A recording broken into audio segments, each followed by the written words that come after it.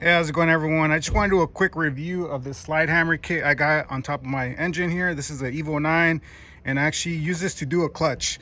Although I just did the clutch, I'm kind of just going to walk you through on how I use it. And yeah, this thing is awesome. It absolutely has everything you need and even more. Everything I need it for is just one thing, really, or a couple things. But actually, when I reached out to this company, they decided to sponsor this video and they sent me this master kit, which is awesome, and I appreciate that from them.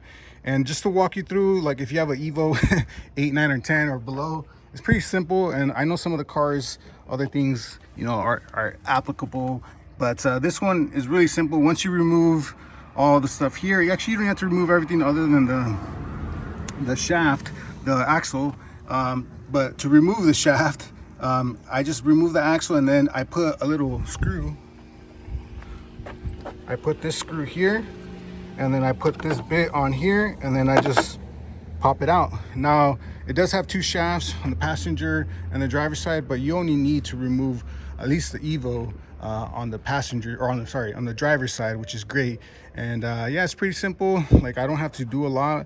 Once I use this kit, it's done and over. I do leave the bolt in the shaft, and then I'll hit the bolt, because I don't use these for anything other than remove that shaft. So I don't need to have a good like thread on top of that, or yeah, because I know if you hit these with the hammer, it kind of messes them up. But yeah, it's a great product. It literally has everything you need. Now, I have a press, so I don't need it for some of the stuff it comes recommended you can use it for.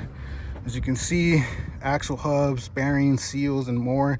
The more is definitely true, because there's a couple of times I was like, man, I need a slide hammer for something. Can't even remember what it was, but it would be nice to have.